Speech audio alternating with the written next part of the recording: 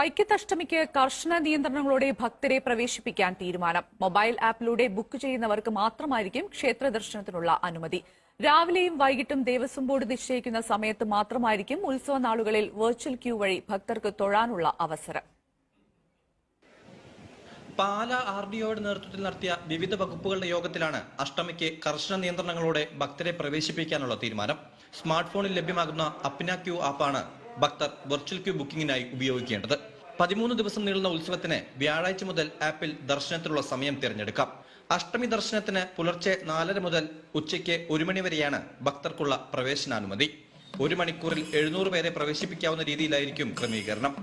ആനയെ എഴുന്നള്ളിക്കുന്ന ചടങ്ങുകളിൽ 26 പേർക്ക് മാത്രമായിരിക്കും അനുമതി. ക്ഷേത്രത്തിന്റെ കിഴക്കേ നടവഴി മാത്രമായിരിക്കും ഉത്സവകാലത്തെ പ്രവേശനം.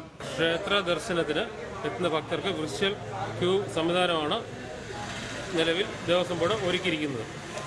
27 കൊടിയേറ്റ് മുതൽ ആറാട്ട് വരെയുള്ള എല്ലാ ചടങ്ങുകളും വിർച്വൽ ക്യൂ സംവിധാനത്തിലൂടെയാണ് നടക്കുന്നത്.